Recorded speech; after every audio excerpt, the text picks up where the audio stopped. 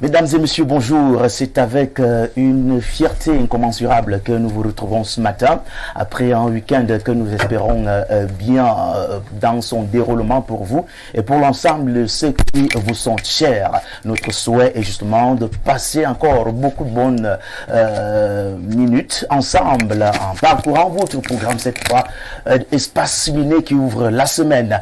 Nous sommes flattés de savoir que vous êtes nombreux à avoir aussi attendu ce rendez-vous du donner et du recevoir.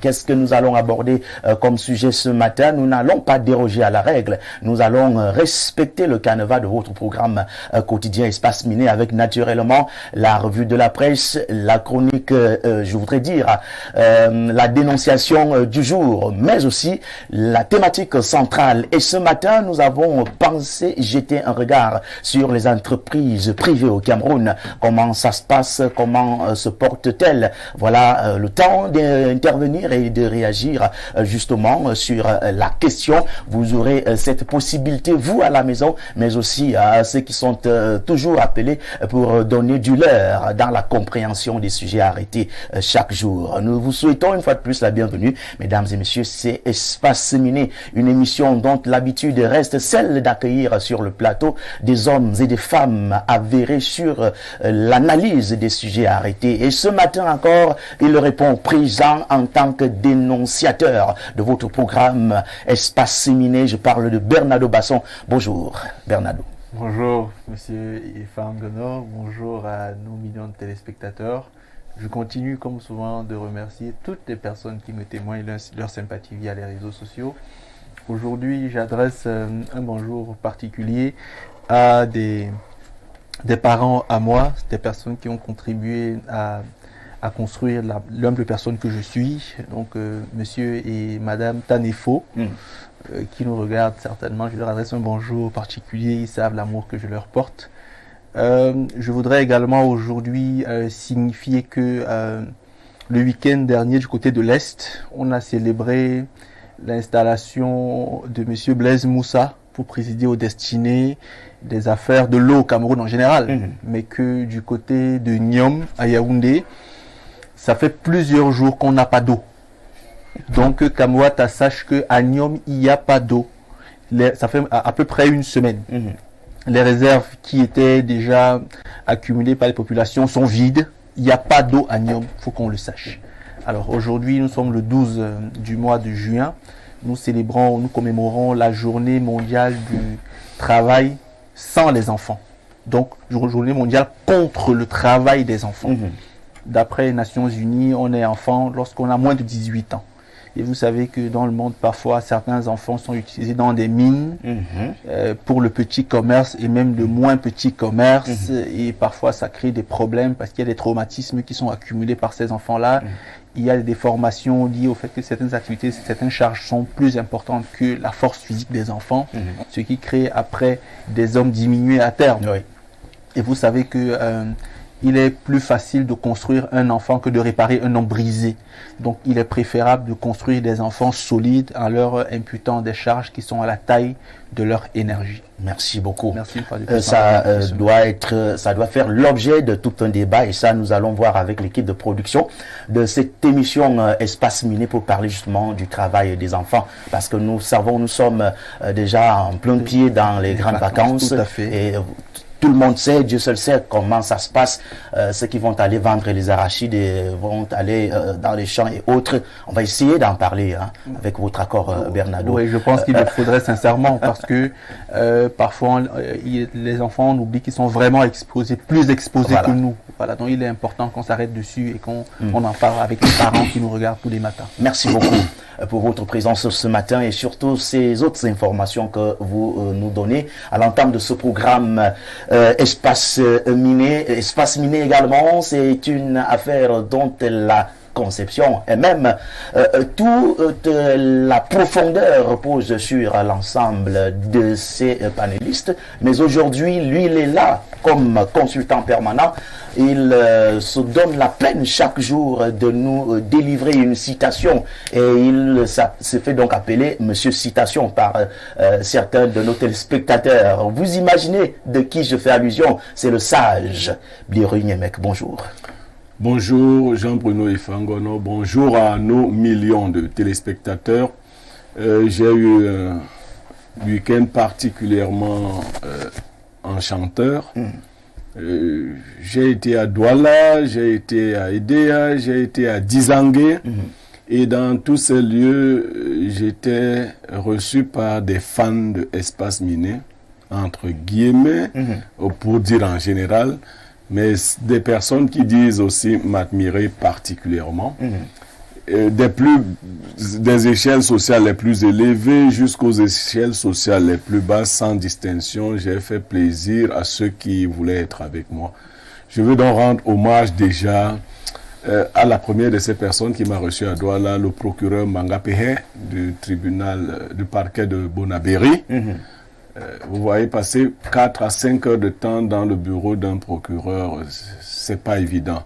Mais dans beaucoup de jovialité, dans beaucoup d'échanges, j'ai rencontré quelqu'un tel que j'aime les rencontrer, des bonnes personnes. Il y en a de moins en moins, donc je lui rends hommage. Je suis allé à Dizangué où tout un comité d'accueil m'attendait, un très grand fan club.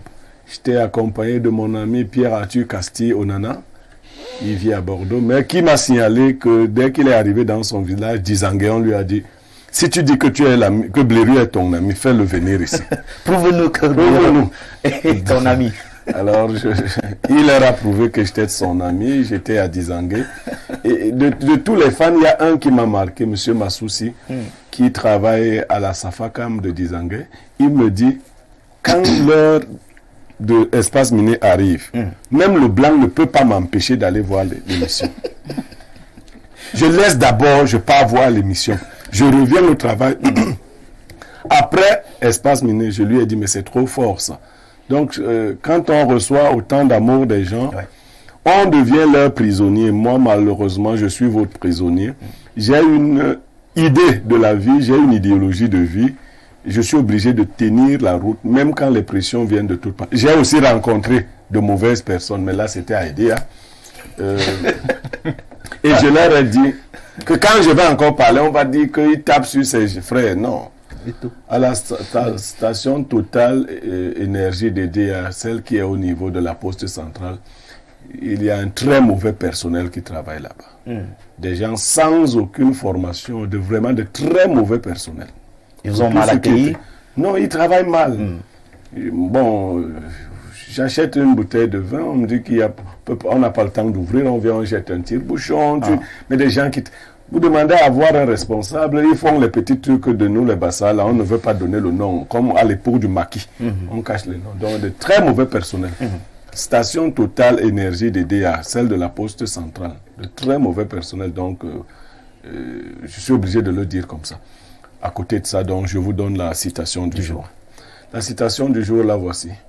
Évitez de manger votre semence quand les autres mangent leur récolte. Exact.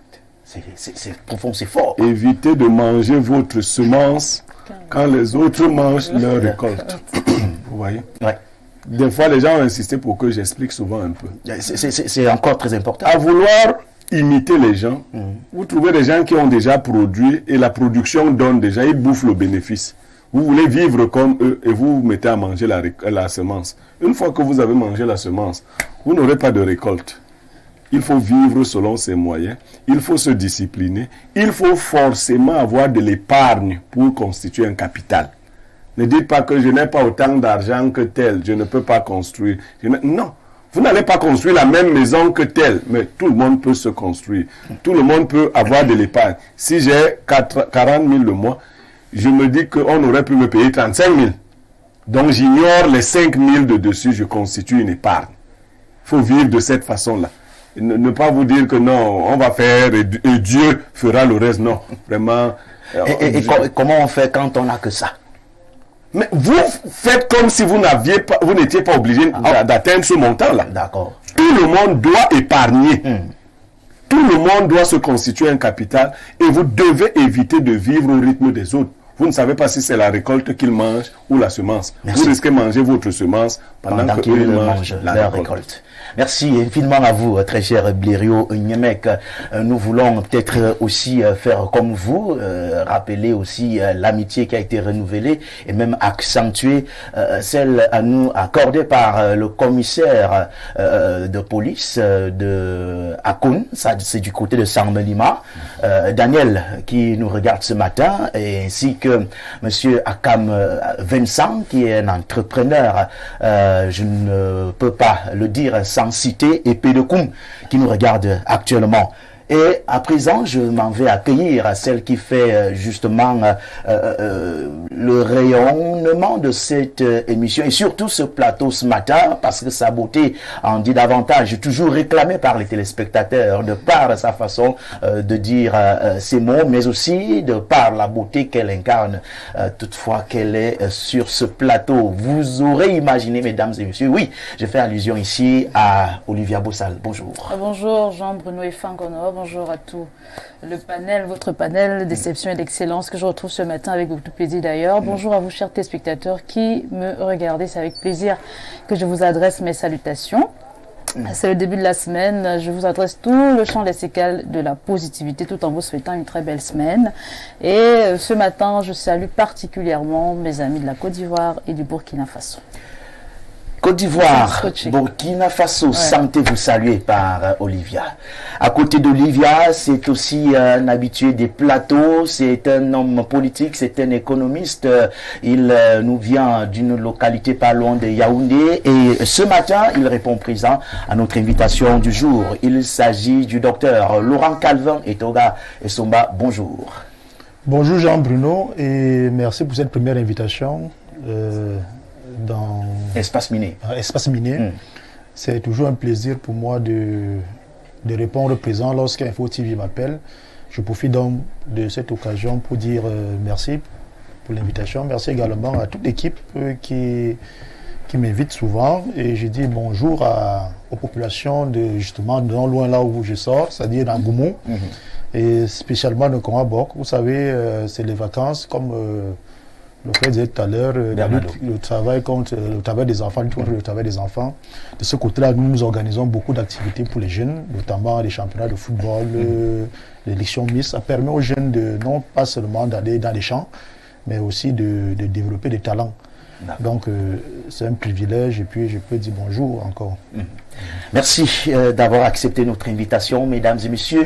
Après avoir présenté ceux qui feront route avec nous tout au long de ces instants réservés à Espace Miné, nous voulons juste prendre une petite virgule, le temps d'accueillir l'homme de la presse TVB. À tout à l'heure. Oui, l'homme de la revue de la presse, c'est l'inamovible TVB, le lion du micro. Bonjour. Merci, bonjour Jean-Bruno Efangono, je t'appelle affectueusement JBE et j'espère que les téléspectateurs vont adopter ce petit nom qui te va à merveille. Bonjour également à vos téléspectateurs, carrément, j'allais sortir du lot. Hein. Je ne peux pas oublier de saluer les panélistes qui sont là ce matin, votre riche et brillant panel qui va accompagner les téléspectateurs pendant ces heures d'émission. Merci donc, c'est la revue de presse. C'est la revue de presse Théophile Vianney-Bia, avant d'ouvrir justement les pages. Le week-end, il a été, parce que je vous l'avais souhaité vendredi. Oui, je vais dire que vos souhaits ont été réalisés. Le week-end n'a pas été très très compliqué. Il a été naturellement à la portée de mes moyens, à la portée de ma modeste personne. Et je remercie celles. Ce n'était pas la semence qui a été très loin de la semence. La semence. Mais les recettes là. Pour le moment, la moisson se poursuit. On n'est pas encore à la période des récoltes. Jusqu'ici, on est en train d'observer les germes qui sortent de terre. Donc, pour le moment, on a déjà semé et on observe attentivement comment est-ce que le champ évolue. Et puis, on va attendre les récoltes. Il faut bien entretenir le champ parce que c'est aussi là le véritable danger. On pense souvent qu'après avoir semé, on doit oublier un tout petit peu comme les palmiers, parce que vous savez que les palmiers, beaucoup plus de palmiers sauvages, vous savez pas comment et puis vous trouvez. Mais lorsque vous avez un champ, vous devez prendre le soin de s'aimer, d'avoir d'abord la bonne semence, de s'aimer, d'entretenir votre champ. Ça veut dire que et d'attendre la récolte. oui, vous devez attendre une bonne récolte si vous avez bien entretenu votre champ pendant la période de la moisson.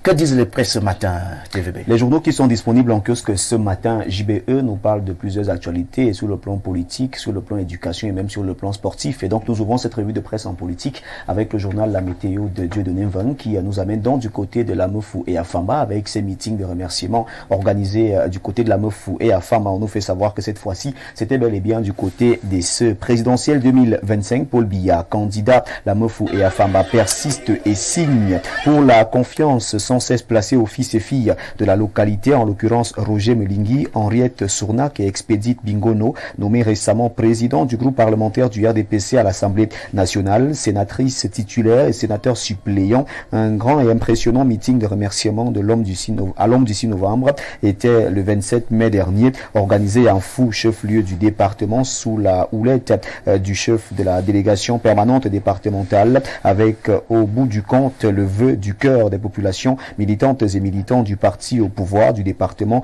appelant absolument leurs champions à se représenter. À la suite d'un Fou, le journal La Météo nous fait savoir que les 24 sections RDPC, OFRDPC, OJRDPC des populations des 8 arrondissements du département, à travers un autre méga meeting du genre, entre ce samedi 10 juin à ASE, chef-lieu de l'arrondissement éponyme, réitéré toujours par la voix de Luc Magloire Marga Tangana, le même appel, Lamefou et Afamba, qui à l'observation n'entend pas s'arrêter là, donne rendez-vous pour l'apothéose, sauf changement le 24 juin. Cette fois, ce sera du côté de Soie, d'après l'information qui est présentée dans ce journal de la page 5 à la page 7. On peut donc parcourir ces grands meetings organisés par les populations de Lamefou et Afamba, sous la houlette du ministre du Commerce, Luc Magloire Marga Tangana, qui est bel et bien le patron politique du côté de Lamefou et Afamba. La nouvelle de Jacques Blaise Vier parle également présidentielle 2025 au BAT1. L'Est s'aligne derrière Paul Biya. On revient donc sur ce meeting qui était organisé du côté de Berthois. Un meeting qui a connu la participation des enfants de l'Est et même de plusieurs personnalités qui naturellement se sont alignés derrière Paul Biya. D'après l'information qui est présentée par le journal La Nouvelle, qui en grande une s'intéresse à l'affaire Congelcam RTC vers une sortie de crise. Le journal de Jacques Blaise Vier s'interroge ce matin. Ici on parlait sport scolaire avec le journal Info Matin qui s'intéresse donc à la FENASCO B 2023. Professeur Etou Nzingwa prescrit paix, solidarité, vivre ensemble, fair play. Après la remise de la flamme olympique ce 10 juin au maire de Douala, Roger Mbassa Ndine, le ministre de l'Éducation de base a procédé hier au lancement officiel de la 16e édition des Jeux de la Fédération nationale des sports scolaires réservés aux jeunes athlètes des écoles primaires du Cameroun. C'était en présence d'un public venu nombreux et plusieurs personnalités élites de la région au stade de la réunification. En page 8 et 9, on revient donc sur cette 16e édition des Jeux FENASCO qui se déroule du côté de Douala. Manipulation, sabotage, dénigrement, l'honorabilité de Jean-Claude Autou entièrement rétablie. C'est ce que nous dit le journal Info Matin. Les auteurs présumés du fake news désormais à Kondangui, placés sous mandat de dépôt le 8 juin 2023, Piclo Fouda et Mariano Angoumé sont poursuivis pour diffamation. Les deux jeunes gens, apparemment animés par la volonté de donner un scoop, ont mensongèrement publié sur les réseaux sociaux que l'ex-journaliste vedette de la CRTV et TV5 avait récemment été tué à Yaoundé par une foule l'accusant de sodomie. Le journal en parle ce matin et revient donc sur cette actualité en page 4. Même son de cloche pour le journal Le Jour d'Aman Mana qui empiète une parle également de cette cabale contre Jean-Claude Autou, un cybercriminel présumé en détention à Kondangui. Le journal nous le fait savoir ce matin et revient sur cette actualité en page 5. Pipeline Tchad Cameroun, on en parle en grande une de ce journal. Bataille entre représentants camerounais à Kotko. Cette bataille est présentée dans ce journal de la page 2 à la page 3. Le Messager revient également avec cette même actualité. Parlons de SNH, présidence de la République, désaccord à plein gaz à Kotko. On nous le fait savoir ce matin en page 6 du journal de Feu Pius Njawe qui est disponible en kiosque et qui revient sur cette actualité. Cette actualité va à la grande une du journal Mutation de Georges Alain Boyomo qui parle de Pipeline Tchad Cameroun. Il faut sauver le soldat Moudiki. C'est la une du journal Mutation qui revient donc sur cette actualité ce matin en page 7. Expression et politique de Bertrand Ebat n'est pas en reste et parle également de l'affaire Savannah. Paul Biya recadre Adolphe Moudiki. C'est l'actualité qui est présentée en grande une du journal Expression politique. Et ce recadrage est présenté en page 2 de ce journal. Bataille de l'actionnariat à Côte-Co, intégration, la tribune des communautés en parle également. Le Cameroun contre le Cameroun, c'est ce que nous dit le journal Intégration qui parle de cette actualité ce matin et qui revient également sur Balthazar Ngonga Edjo, orientation stratégique et politique de son mandat. Ces orientations stratégiques et ces politiques sont donc présentées ce matin en pages 6 et 7. En grande une du journal Éco Matin d'Émile Fidiek, on parle de la commission de la CEMAC. Les dossiers urgents de Balthazar Ngonga Edjo sont donc présentés ce matin en page 10. Et si on parlait de l'amélioration du secteur de l'énergie électrique avec Sans détour de Nestor Diatou qui présente ici le plan énergétique d'urgence, la solution révolutionnaire de Paul Biya est à lire ce matin en page 4 du journal Sans détour. La voix du centre parle également électricité. 400 milliards de francs CFA pour redresser le secteur. Le journal présente donc ces milliards qu'il faut pour redresser le secteur de l'électricité au Cameroun. C'est bel et bien le journal La voix du centre qui précise que c'est le montant de l'enveloppe arrêtée pour financer le programme prioritaire pour le redressement du secteur de l'électricité 2023-2026. Ce programme d'urgence est d'une déclinaison triennale du programme prévu dans la SND 30 en matière d'électricité. Génération Libre parle également électricité. Paul Biya a son plan de redressement prioritaire et ce plan nous est présenté ce matin en page 3 du journal Génération Libre. Le journal de feu Armand Bianda parle également énergie électrique. Le Tri-Hebdo le soir titre en grande une énergie électrique. Paul Biya et son programme prioritaire de redressement du secteur. On en parle plus amplement en page 3. Redressement du secteur de l'énergie électrique. Le journal L'Avenir de Zéphirin Koloko en parle également et consacre sa principale une à cette actualité. La thérapie de choc de Paul Biya est présenté ce jour. Le gouvernement, à travers le ministère de l'eau et de l'énergie, vient de lancer un programme prioritaire pour le redressement du secteur d'électricité qui va s'étendre sur 3 ans, à savoir 2023-2026. La voix des jeunes parle également de ce secteur d'électricité. Le plan Marshall de Paul Biya est donc présenté ce matin dans ce journal. Et si on retrouvait le défi actuel de François Bambou qui revient avec cette coopération entre le Cameroun et la Banque mondiale, 180 milliards de francs CFA pour booster la distribution de l'électricité. On en parle ce matin. La Nouvelle Expression s'intéresse aux infrastructures routières au Cameroun et nous fait savoir que le Cameroun est donc dans son piège. On parle du Tour du Cameroun 2023, la 5e étape de Douala annulée pour mauvais état des routes avec la neutralisation d'une étape du Tour cycliste international prévue à Douala le week-end dernier. La question de la construction des routes dans notre pays rejaillit à l'ordre du jour. La Nouvelle Expression consulte un expert qui revient donc sur la mafia des routes au Cameroun. On en parle ce matin. Parlons toujours des infrastructures routières. Repère présente Nganou Djoumessi comme étant un poisseux et un prédateur. Construction d'infrastructures routières, Nganou Djoumessi, poisseux et prédateur. On nous le fait savoir ce matin en page 6 du journal Repère qui est en kiosque. L'Indépendant revient avec l'actualité concernant l'accaparement des terres. Mafia foncière à Dibombari. Le journal en parle de la page 5 à la page 7. Le Zénith parle de pairies spécialisées, de nouveaux comptoirs d'arnaque. En plus pour les usagers de courir les risques de délier les cordons de leur bourse, histoire de mouiller la barbe dans quelques transactions financières, que ce soit dans ces antres de la corruption. Les vertus qu'on l'on prêtait au départ sont relégués aux calendes grecques. On en parle avec le journal Le Zénith. Le journal Cameroun Tribune nous permet de parachever cette revue de presse et parle donc de lettres de créance. Fin de série. Le ballet diplomatique ouvert le 2 juin dernier au Palais de l'Unité a été bouclé vendredi dernier avec les ambassadeurs désignés du Royaume d'Espagne, de France, d'Arabie Saoudite, du Tchad et de la République démocratique du Congo ainsi que le haut-commissaire désigné de la République d'Afrique du Sud, soit en tout 24 chefs des missions diplomatiques reçus en une semaine par le président Paul Biya. Le journal Hot News qui nous permet de clôturer cette revue de presse parle également de cette même actualité et revient donc sur l'intense ballet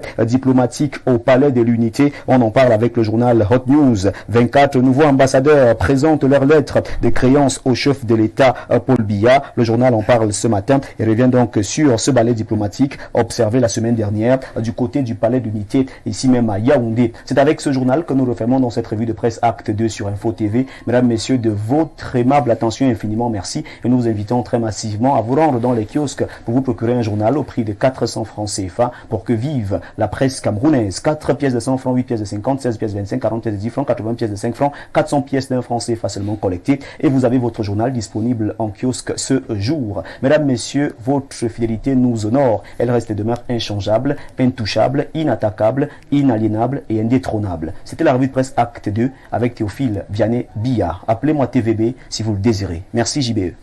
Merci à vous, très cher et brillantissime TVB, pour cette éloquence accordée à la revue de presse de ce matin. Je vous en prie. Nous voulons partager ce sentiment avec ceux qui nous regardent depuis Meba. Connaissez le village Meba? Oui, un village qui est situé dans l'arrondissement de Zouételi. Voilà. Un village qui avait une personnalité assez mythique et mystique aussi. Alors, ce soir, qu'est-ce qu'on attend pour les éditions des journaux? Bon, pour les éditions des journaux sur Info TV, il faut déjà rappeler que nous en avons deux. Nous avons le 19h et nous avons le 20h. Ce soir, on va parler du travail des enfants. On va essayer de faire un état des lieux au Cameroun. Vous savez que en cette période encore, le travail des enfants est plus visible sur le terrain. La période des vacances où les enfants se lancent dans le commerce de manière non contrôlée sur nos axes routiers, dans les marchés. Donc, on parle donc du travail des enfants ce matin avec le regard des uns et des autres. On va faire un état des lieux au Cameroun et on va essayer de voir quelles sont les mesures qui sont prises par le gouvernement pour essayer de réduire la fracture et essayer d'encadrer les enfants qui normalement ne devraient pas effectuer certaines tâches sur le plan de la société. Donc on en parle ce matin et on reviendra donc, nos équipes sont sur le terrain, on reviendra donc au 19h et au 20h avec cette actualité. On va également s'intéresser au commerce des objets tranchants parce qu'il faut rappeler qu'aujourd'hui le commerce des objets tranchants, à l'instar des machettes, des couteaux, il y a le commerce ambulant qui va grandissant. Et là on s'interroge donc sur ce commerce ambulant des objets tranchants. Vous me rappelez un film que j'aimais regarder à une époque, Ombak. Oui. Vous avez connu ce film, vous l'avez regardé? Bien sûr. Imaginez, nous sommes en pleine action, c'est une bagarre qui a déclenché, et puis vous voyez monsieur qui vient vendre, il vient passer là, il dit couteau, couteau, couteau. Là où les gens sont en train de bagarrer. Donc, faut dire que vraiment ça aussi, ça doit être contrôlé. Exactement, exactement. Donc on en parle, on va voir également les dangers qui sont liés à cette vente ambulante des objets tranchants dans les agences de voyage, même dans les bars, partout. Partout, vous voyez des jeunes qui vendent les machettes. En plus de vendre les machettes, ils vendent également des limes. Donc vous achetez une machette, vous achetez également la lime. Au cas où la machette que vous utilisez pendant que vous êtes en activité commence à perdre ses valeurs, vous pouvez la limer et continuer votre activité. On présente dans les dangers de ce type de commerce-là et on en parle au 19h et au 20h ce soir. C'est très important. Ce qui est encore agréable avec vous, vous retenez, vous choisissez les sujets qui semblent être oubliés, mais qui sont d'une importance capitale dans le bien-être de l'homme, d'une manière générale. Bien sûr. Félicitations. C'est la télévision de proximité. Merci.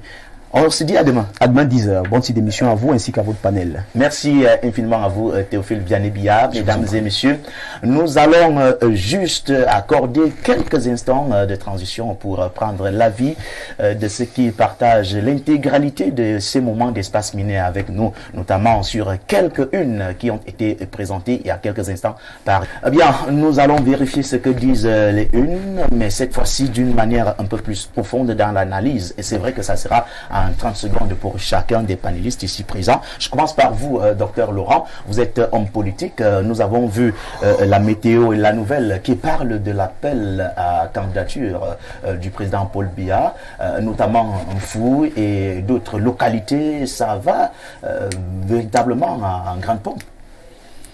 Ça, c'est tout à fait normal. Et, chaque parti politique est dans son devoir d'essayer de conquérir ou de conserver encore le pouvoir aussi longtemps.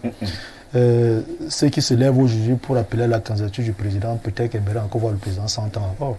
Tout ce qu'on peut dire, c'est que le président fasse son choix et que cela soit de son honneur, tout simplement. Merci. Avec vous, Bléré Onyemec, nous avons cette autre actualité. Justement, ça concerne en tout cas aussi le président de la République qui parle de la réforme du secteur de l'électricité au Cameroun. C'est pour un projet qui va aller à une durée de 3 ans. Qu'est-ce qu'on dit quand on a une nouvelle comme celle-là? On dit que si c'est encore les mêmes qui vont gérer ça, on sait déjà à quoi s'attendre. J'ai entendu 180 milliards quelque part. Ah, oui. savez que même la Covid-19 avait le chiffre de 180 milliards. C'est un chiffre que habituel. La Banque mondiale et autres organismes financiers aiment, mais que les gestionnaires camerounais adorent également. Donc pour faire sérieux, nous regrettons qu'en 2023, des problèmes basiques comme ceux de l'électricité et de l'eau ne soient pas encore endigués. Ne serait-ce qu'au niveau des grandes agglomérations Yaoundé et Douala. Si vous voyagez, en dehors de ceux qui vous racontent des histoires, les coupures d'électricité, c'est des choses qui se font de manière exceptionnelle. On ne peut pas vivre de manière permanente dans le noir. Parce que ces enfants qui naissent, qu'on soit même dans le noir, qui naissent et grandissent dans le noir, et qui sont d'abord noirs, il y a un risque qu'il n'y ait pas que tout soit noir. Voilà, que même leur avenir soit noir. Je vous ai vu venir.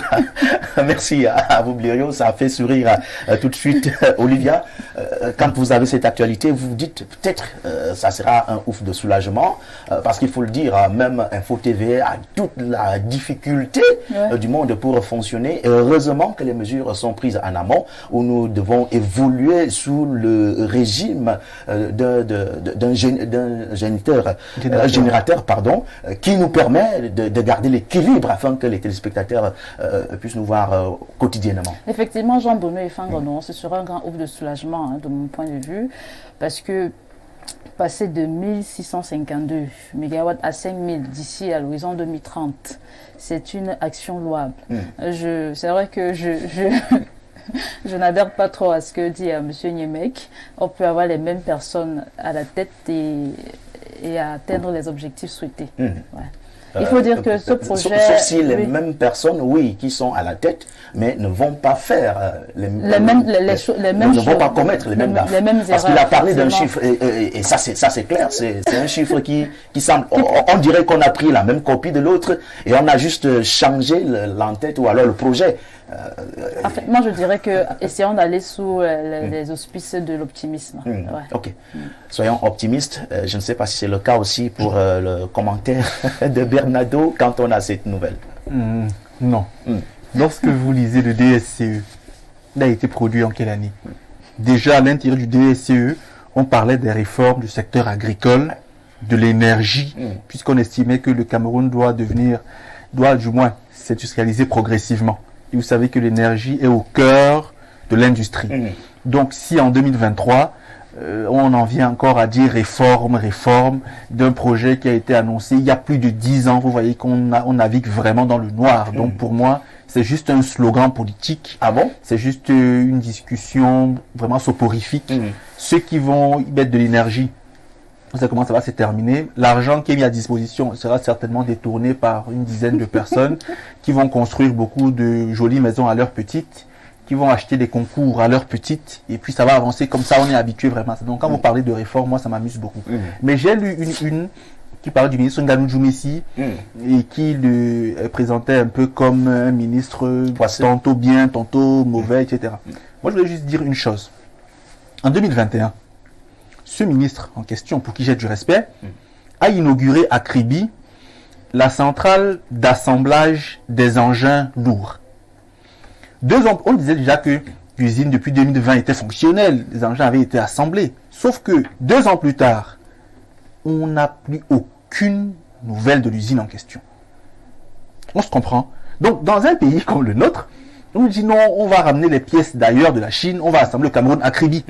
On inaugure bien l'usine, en grande pompe, on dépense beaucoup d'argent, mais après plus rien. Avant ça, j'ai parlé de l'eau. On est dans un quartier à Yaoundé, dans un pays qui a un bassin hydrographique excellent comme le Cameroun, qui a des cours d'eau partout, qui a même l'océan, et c'est-à-dire de larges cours d'eau autour du pays, mais à Yaoundé, à Niom, à 100 francs d'étoudi, il n'y a pas d'eau depuis pratiquement une semaine. Qu'est-ce que vous voulez qu'on dise du Cameroun? Donc quand on dit projet électrique Cameroun, pour moi c'est juste une affabulation. Vraiment, ce sont des fantasmagories. On n'a vraiment pas à réfléchir là-dessus. On a à se dire, ok, 180 milliards seront disponibles, des gens vont torpiller, voler un peu, Et puis ça va, on va rester tranquille. Pourquoi vous ne pouvez pas imaginer comme Olivia qui a dit, bon, espérons que cette fois-ci, ils vont changer le pas de danse et puis ça va aller. Et femme Gono, Olivia, c'est une très jolie femme. On reste dans la logique. C'est une très jolie femme et quelqu'un qui prend 2 milliards, il y a la vie, il y a espoir. Peut lui acheter une voiture, lui donner un peu d'argent pour les nouvelles greffes. Sur le terrain, depuis 80, quels sont les projets au Cameroun qui ont vraiment marché? Ok, on va vérifier. Voilà. Donc on n'a vraiment pas à supputer.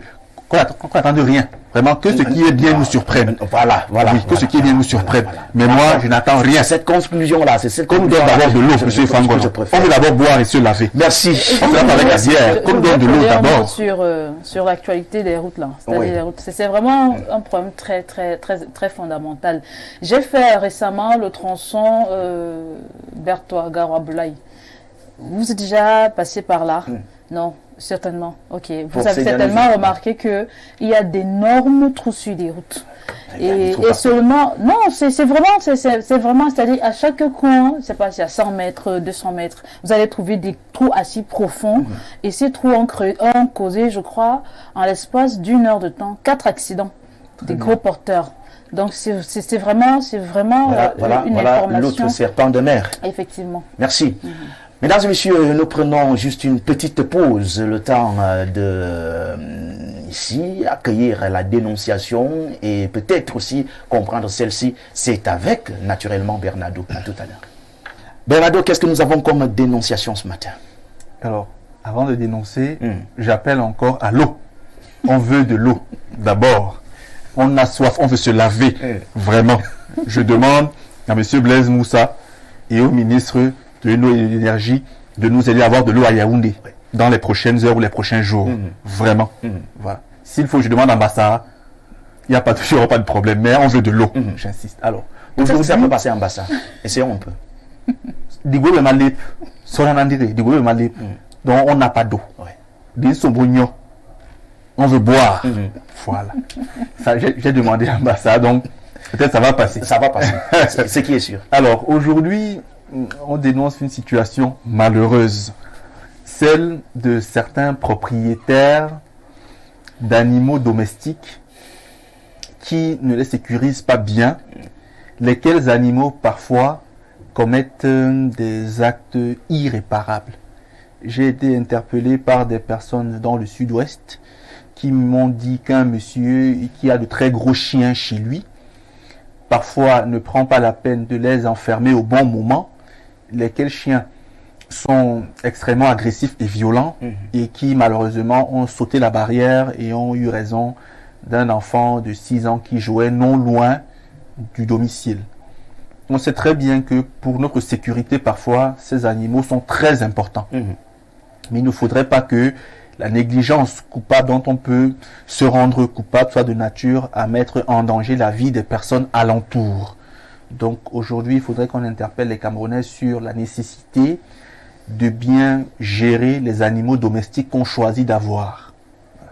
J'aimerais que les démineurs en parlent. Vous avez dit, les chiens ont eu raison de l'enfant. Vous êtes sûr que le téléspectateur, lui, comprend ça? Bon, les chiens ont sauté la barrière et les chiens ont tué un enfant de 6 ans environ qui jouait non loin du domicile du propriétaire des chiens. C'était le berger allemand? Je connais pas la race de chiens, mais ce sont de très gros chiens d'après ce qu'on m'a dit. D'accord. Voilà, ce qui a tout de suite suscité l'attention de Blériot. Mais je voudrais d'abord passer la parole au docteur Etoga. Voilà la dénonciation du jour, justement, comment entretenir ces relations-là quand on a dans un village ou bien dans un quartier ces animaux domestiques qui se baladent partout et qui, à la limite, peuvent causer des dangers. Et voilà qu'un cas de décès est même énuméré. La liberté d'un individu s'arrête là où l'autre, celle de l'autre commence. C'est ce que les Camerounais doivent comprendre. Malheureusement, dans notre société, nous ne comprenons pas très souvent cela. Lui, il parle d'un cas d'un chien, mais ailleurs, moi je parle de chez moi où ce sont des chèvres qui divaguent partout. C'est-à-dire que tu mets ton maïs au sol, évidemment quand tu reviens, tu ne trouves que le sol. Tu laisses ton manioc au-delà des animaux déjà sauvages qui ne vous laissent pas la paix, il y a encore les animaux domestiques qui font leur travail. Et ce n'est pas que des chiens. Donc vous voyez que quand on parle des chèvres, et vous savez que dans des zones villageoises, c'est encore plus compliqué parce que lorsque vous allez porter plainte et que le commandant de brigade s'amène avec sa voiture pour porter, évidemment, on vous menace de sorcellerie, on vous tête de tous les noms et puis on vous dit, écoutez, vous n'avez plus 2 jours de vie. Donc, c'est un peu compliqué. C'est même très compliqué. Au village, c'est même très compliqué. Donc, vous voyez, et parfois même, on peut trouver des situations où des menaces arrivent à s'accomplir. Donc, on vit ces choses-là chaque jour. Maintenant, pour le cas des animaux tels que des chiens, des chats, évidemment, vous n'avez pas un chat chez vous, mais vous devez un matin, devant votre cour, vous voyez soit un chat, soit des urines, des chats, des chiens, partout. C'est vraiment des situations dangereuses. Les Camerounais doivent comprendre que lorsqu'ils laissent en divagation des bêtes, il y a la loi qui sanctionne. Et la loi ne blague pas avec ça. Sauf que, ici chez nous, on estime qu'on a le droit partout, sur tout et chez tout le monde. Voyez donc un enfant qui perd sa vie à cause d'un chien qui... bon, je vous crois que celui-là était quand même protégé avant de sortir. Ce qui ne justifie pas ce qui est arrivé. Mais j'interpelle quand même nos chasseurs de chiens qui comptent les morceaux de chiens quand ils voient le chien à la maison. Mais dans ce genre de situation, moi je vois souvent, je marchais avec des amis une fois, on rencontre un chien, il dit, celui-là il a fait 32 morceaux, mais il ne voit pas ce genre de chien. Un chien qui fait des gaffes comme ce qu'on vient de dénoncer là, il peut vous compter aussi ses morceaux et puis on passe à table. Donc vraiment que la loi, que les autorités essaient de sévir. Lorsque dans un village, dans un quartier, on dénonce même seulement le fait qu'un chien aboie à temps et à contre-temps, vraiment que les autorités prennent des choses véritablement en main. C'est lorsqu'on dénonce les divagations des bêtes, que les autorités fassent leur travail. Je suis sûr. Le problème, c'est que je suis sûr que si on arrête ces bêtes et qu'on ne les relâche pas le lendemain, les propriétaires des bêtes vont prendre cela plus au sérieux. Mais le problème est généralement que lorsque les autorités arrêtent des bêtes, 2 jours après, vous voyez le propriétaire avec ses 1000 bêtes. Que pouvez-vous faire? D'accord.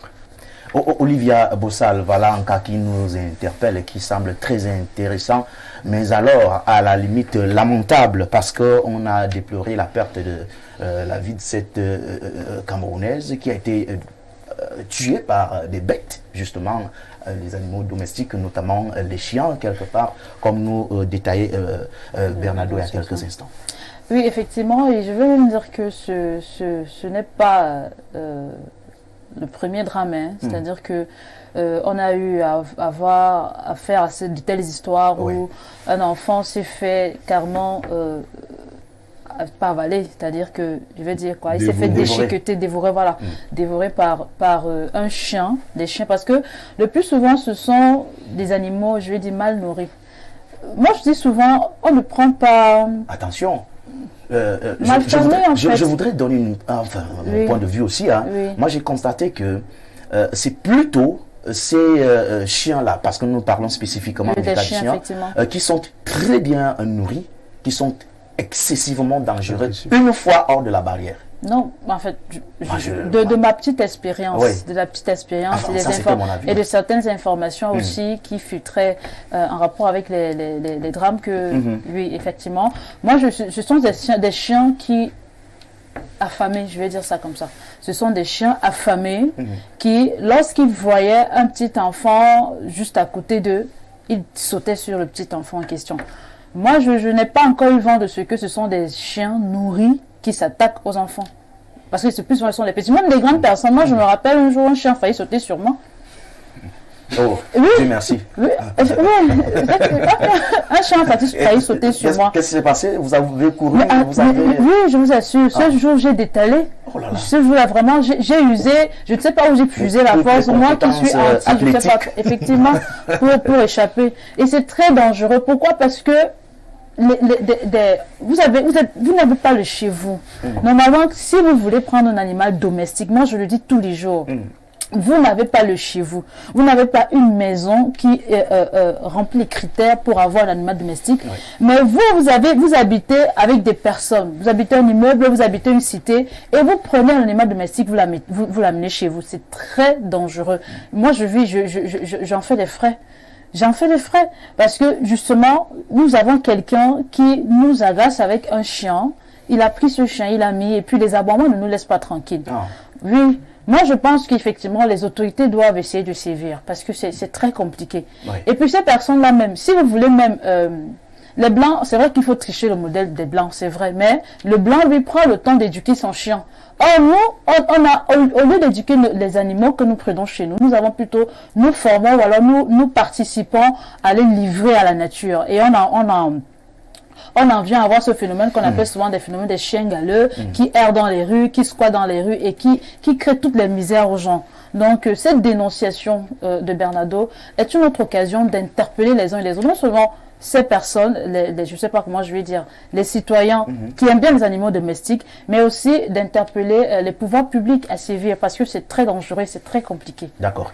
Blairy Nimek, quand on a justement la lecture d'Olivia sur la dénonciation du jour, on doit se rappeler, je le disais, certains faits qui sont à la limite palpables. Je prenais le cas de ceux qui arrivent à tuer, c'est-à-dire le cas de la jeune fille qui est partie. Je pense que ce sont des chiens qui sont très bien nourris, mais qui sont allés au-delà de l'enclos. Mais il y a aussi une autre catégorie de chiens. À cette catégorie, donc je peux coller la vie d'Olivia, c'est-à-dire ces chiens affamés-là qui mordent tout le monde, parce que quand vous passez, lui pense que vous pouvez être sa proie, et c'est comme ça qu'il saute sur vous. Je voudrais aussi, pendant que vous allez développer, rappeler qu'un sous-préfet avait commis un communiqué en interdisant l'abattage des chiens dans un arrondissement du Cameroun. Je tais le nom. Voilà à peu près le cliché, mais sinon, cette dénonciation a toute sa place. Bon, Olivier, vous échopez sur les conséquences. Il y a des gens qui ont acquis des chiens de race au moment où ils avaient les moyens de bien les nourrir. Chemin faisant, les moyens se sont amenuisés, ils ont moins de moyens, et ne donnent plus la ration normale à leurs chiens de race. Et les chiens de race sont voraces. Ça veut dire qu'ils ont un gros appétit et autres. Donc, Olivier a en partie raison. C'est des chiens qui devaient être très bien nourris, qui devaient être dressés pour ne manger qu'à des heures précises. Leur repas, ce n'est pas les êtres humains, d'une part. D'autre part, dans ce qu'Olivier a évoqué comme situation, vous avez vu que le copanéliste a dit on a peur quand on dénonce dans les villages, même en ville. Comment voulez-vous que les autorités résolvent un problème, une situation de vie qui est déjà encadrée par la loi et pour laquelle les voisins ont peur de dénoncer? C'est-à-dire, vous habitez l'immeuble, c'est même le bailleur qui vous menace. Si vous allez dire au commissariat qu'il y a mon colocataire, mon voisin du même immeuble qui nous embête, du point de vue logique, vous ne pouvez pas habiter un immeuble et avoir un chien. Ce n'est pas le vôtre. Donc, les chiens sont des animaux de concession. C'est-à-dire, c'est dans votre concession que vous avez votre chien. Vous ne pouvez pas être voisin des gens qui vous partagent un même immeuble et vous êtes propriétaire d'un animal qui a accès à leur domicile. Non. Votre animal domestique doit rester dans votre domicile. Vous pouvez avoir les chiens de compagnie. Les nègres, nous aimons imiter les choses. Les blancs ont des petits chiens là, on appelle les caniches, qui sont dans les maisons. Mais nous, dès qu'un noir voit un truc, il ramasse n'importe quel gros truc là, et ça commence à vous effrayer, vous ne pouvez plus sortir de chez vous, il y a un truc qui va... Non. Vous portez plainte aux voisins. Et c'est ça. Non, moi je vais au commissariat d'à côté, là, je dis vraiment, il y a un voisin qui m'embête, il a un truc là qui dérange les gens. Maintenant, pour les chiens, les animaux les bêtes en divagation, là aussi, il faut saisir soit le chef de quartier, soit les FMO. Quand vous avez vos chiens ou vos chèvres et autres, ici, Yaoundé n'est pas le village. Seulement, on a tellement laissé faire. Est-ce que vous ne voyez pas quand vous êtes en train de conduire votre véhicule et il y a quelqu'un qui traverse la route avec 50 boutons et les boutons. Mais les gens ne parlent pas pourquoi. On ne se plaint pas pourquoi. À qui appartiennent ces bêtes? Non, pas à qui. Est-ce qu'on se balade avec les bœufs et les moutons sur la chaussée? Le sous-préfet ne va pas parler parce qu'il dit que il y a des gens qui viennent des zones où il y a le vivier électoral. Voilà. En fait, nous avons ce genre de réflexe. Disons aux gens qui veulent élever les animaux qu'il y a des lieux où on élève les animaux. Mais sinon, vous trouvez une route totalement barrée parce que les moutons doivent traverser la route. Les bœufs vous pourchassent. En plein, ça, bon, si on dit aux gens d'aller mettre des bœufs là, on met les bœufs, on dit non, vraiment. Et il a été indiqué qu'on ne klaxonne pas quand on est... Mais vous parlez de klaxonner, vous avez peur dans votre voiture. Le type là lui-même qui a le bâton, quelquefois deux bœufs l'ont abandonné, se sont échappés, il poursuit là-bas, c'est un capernaum, tu te demandes, mon Dieu, on est où là? On n'est pas ici, on ne sait pas au Sahel, tu vois les enfants courent. On doit laisser tout ça, on appelle ça la tolérance administrative. Quelle est la tolérance avec les bœufs? Bon, maintenant, on va se plaindre. Le commandant va te dire qu'il paraît que le gars qui a les bœufs là, son oncle est... Voilà. Ceci. Et c'est pour ça que les bœufs sont à Yaoundé, à Efoulan. On va faire comment? Non, on va faire comment? Les bœufs font quoi sur les routes de Yaoundé à Efoulan? Non, vraiment. Si nous voulons que notre affaire soit sérieuse, le pays, il faut qu'on dise la vérité aux gens. Vous prenez les bœufs, vous amenez là où on garde les bœufs. C'est là-bas. Il y a les savoirs et tout ça. C'est pas en route. Ok. Et moi, si le mouton de quelqu'un cogne ma voiture, je cogne la personne. Et qu'est-ce que tu as fait de la bête après? Non, je m'en fous, je passe. Il y a un commissaire qui justement agissait pareillement, mais toutefois que la bête était cognée, le monsieur lui prenait la bête, il le mettait dans sa voiture et il partait. Parce que le dédommagement non seulement le dédommagement de son véhicule, parce que il faut savoir que peut-être le véhicule peut être endommagé, mais aussi le risque de sa vie. Il dit, bon, cette bête a voulu me tuer, c'était peut-être un guet-apens. Mais sinon, vous-même qui avez justement cette information, Bernardo, qu'est-ce qu'on dit après ces réactions de notamment Blériot, Laurent ainsi qu'Olivia? Alors, Vous voulez ajouter un mot, hein? Oui, forcément. D'abord, le droit a plus ou moins réglé cela. C'est-à-dire, en matière de responsabilité civile, je pense que l'article 1385 du Code civil dispose quand même que lorsqu'un animal dont on est propriétaire, dont on a la responsabilité, cause à autrui un dommage, on répond du dommage qui a été causé à autrui par l'animal dont on est responsable, dont on a la garde.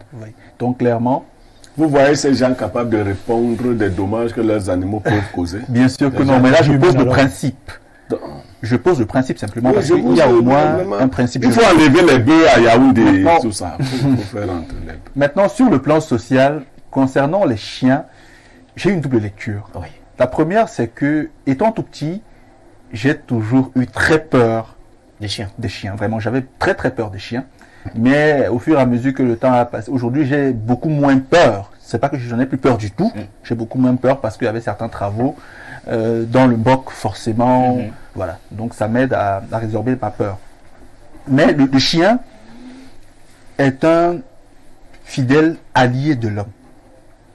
Le chien aide parfois à décompresser, à déstresser et à se sentir moins seul.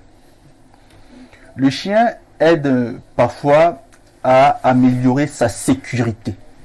Par exemple. Parce que, M. Nimek, par exemple, il ne l'a pas dit, mais il a des animaux de compagnie qui sont vraiment impressionnants. Parce qu'il a été visité, bon, je trahis un peu ici, hein. Il a une très grosse maison, sa maison, et il y a beaucoup, certains se sont amusés à aller chez lui. Il a pris des chiens pour... Il a pris des chiens pour les enfants. Voilà. Donc ces chiens l'aident. Ça, il faut peut-être le dire. Mais techniquement, quand on n'a pas les moyens sur le temps d'avoir certains animaux, qu'on se garde de les prendre. Parce que après les conséquences peuvent être fatales. Il faut également tenir compte de ce que, dans l'environnement dans lequel on vit, il y a parfois des enfants, des adultes et tout, qui peuvent ne pas être à l'aise à côté des chiens. On ne peut pas agir seulement en tenant compte de nous. Tenons aussi compte des autres. Donc si on a un très gros chien et les enfants à côté, évitons de laisser les chiens comme ça. Renforçons la sécurité vis-à-vis de ces chiens-là parce qu'on s'expose à d'autres drames. Et pour finir, un chien comme celui qu'il a fait déjà, qui c'était 2 chiens, je pense que les populations de cette localité doivent régler cela. Parce que, c'est vrai, je n'ai pas les images à mon téléphone, mais j'ai vu un peu la taille de ces chiens-là. Il y avait un qui était vraiment très grand, peut-être environ 1m40, hein, par la taille, oui, vraiment très grand. Et quand j'ai vu ce chien, je l'ai estimé à environ 43 morceaux de viande. L'autre est avec 1m10, 1m20. J'ai estimé à environ 26 morceaux de viande. Bernardo. Non, oh, monsieur, enfin, ne me stressez pas. Donc, la viande, c'est la viande. Comment on fait pour imaginer le nombre de morceaux d'un chien? C'est l'habitude, non? Moi, je suis le sucre national. Donc, il y a des choses qu'on connaît comme ça, sur le tas et tout. Il y a des chats, on dit ça, c'est 10 morceaux, ça, c'est 12 morceaux, ça, c'est 15 morceaux. Il y a des gros chats. Il y a aussi des gros chiens. 43, 45 morceaux, 28, 30 morceaux. Donc, les 2 chiens-là font le repas, même d'une dizaine de jours, hein, dans une maison normale. Vous voyez, donc on déchiquette bien, on coupe la tête, on jette, on coupe les pattes, on jette, on prend le torse là. Les intestins, bon, on peut garder pour donner aux autres animaux qui vont utiliser. Mais ces chiens, on doit les manger. Et on doit les manger. Mais les chiens qui sont disciplinés, on les garde bien. Ceux qui viennent têtus, on les mange et on passe à autre chose. C'est vrai que je voulais déjà apprendre l'avis des téléspectateurs aussi qui ont commencé à réagir depuis, mais je jette un pavé dans la mare comme ça, en rappelant quand même aussi que le chien du voisin peut être utile pour vous. Vous avez parlé tout à l'heure de la sécurité. Le chien du voisin. Monsieur Efa, ce chien est utile pour moi tant qu'il respecte ce pourquoi il est là et tant qu'on le garde bien. Si mon voisin le garde bien... Qu'est-ce que vous mettez dans voisin? Voilà. Oui, mais vous habitez à Londres, peut-être dans un quartier. Je ne parle pas de ceux qui sont dans les immeubles, parce que à ce niveau-là, à ce niveau-là, je suis pas d'accord. Mais je parle de ceux qui partagent quand même un quartier où chacun a une maison et puis vous n'êtes pas dans une cour commune. Oui, non, vous ne devez pas avoir de chien dans un environnement commun. Non. J'ai posé juste la question. Non, les chiens ne peuvent vous pas ne être devez même pas. voisin. Non, vous ne devez pas. Les chiens, c'est dans les enclos. Ouais. C'est-à-dire que votre maison a une barrière. Et ce qui s'est produit là, parce que Bernardo, en fait, on renouvelle les chaînes des chiens en fonction de leur âge et de leur poids. Donc, si vous maintenez un gros chien avec une petite chaîne, il va couper la chaîne et faire de ce genre de dégâts. Donc, et on les attache à des heures précises. On les tient d'une certaine manière. L'expérience que je crois avoir de l'affaire, c'est qu'en général, je vais pas faire. Si vous épousez une très belle femme parce que vous avez de l'argent, c'est-à-dire vous achetez une très belle femme, entre guillemets, parce que vous avez de l'argent. Il va arriver un moment, si l'argent vient à vous manquer, qu'elle commence à devenir un danger pour vous. Vous voyez? Donc, les choses que vous acquérez pour imiter les gens. On n'achète pas les chiens. Un chien de race, ça peut vous coûter près de 100 000 francs le mois. De ration pour le chien seul. D'entretien, oui. Donc le chien, c'est pas pour les gens qui se cherchent. D'accord. Voilà. Merci à vous pour vos réactions. Je promets que nous allons prendre les réactions aussi des téléspectateurs, mais ça sera juste après cette petite virgule. Espace miné, nous allons, comme promis, aller vérifier ce que disent les téléspectateurs depuis le début de ce programme. Bonjour à vous, Bruno. C'est quoi cette escroquerie politique nutritionnelle à défier le président dans des appels à candidature? Je dirais à ma colombe Olivia sur le plateau d'écarter l'optimisme nutritionnel du ventre et bas-ventre dans une démocratie dictatoriale autoritaire, des slogans creux et pompeux où la population peine à terme de besoins primaires. Bruno, pardon. Le mieux pour moi serait de cuisiner ces chiens, comme l'a été le chien du sous-préfet de Ayos. Je ne voulais pas parler de ça. Voilà que c'est arrivé. Dans le Mbam, Olivia en sait quelque chose concernant du bon gigot de chien. C'est le style rédactionnel nous dit déjà qui c'est Massok Thomas qui nous renseigne également que vous êtes fan de la viande de chien. Non, moi j'aime pas. Bien, d'autres réactions aussi. Bonjour à vous sur le plateau, Monsieur Fangono, merci. L'intrépide Blériot Niemek et à tous les panélistes, bonjour. Merci à Bernardo pour la dénonciation de ce matin. C'est grave. J'habite une zone de campagne à Yaoundé, 7e, particulièrement agricole, d'où sort la majeure partie des produits frais de la capitale. Mais cette année, je ne sais pas s'il y aura du maïs frais, des légumes, car des chèvres, des moutons, des poules, des canards, etc. dévorent toutes les plantes vertes. Au grand matin, vous voyez leurs propriétaires qui ouvrent leurs barrières et poussent ces animaux dehors. Ah ouais. Ah oui. C'est vraiment triste. C'est Pierre-François d'Uncolbison. Ah bon? Donc le propriétaire ouvre volontairement l'enclos. Il ne nourrit pas ses bêtes pour les envoyer se nourrir dans les champs à autrui. Mais ça, c'est criminel. Mais il doit déposer plainte contre ces gens-là. C'est criminel. Aïe, aïe, aïe. Bien. D'autres réactions aussi. Maintenant, version WhatsApp. Nous en avons plusieurs. Bonjour les démineurs. Très bonne dénonciation. C'est le consultant planétaire qui va me tuer de rire ce matin. Ouais, je suis mort de rire. Mais au-delà de l'humour, je suis parfaitement d'accord avec le consultant. Bon début de semaine à tous les démineurs. C'est Loric qui a écrit ce message.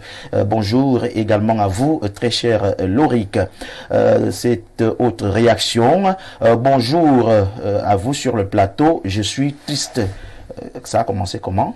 Voilà, voici le début plutôt du message. Bonjour à vous, Monsieur Fangono, et à mon grand frère Blériot et à ma fille Olivia, sans oublier mon ami Bernardo pour la dénonciation.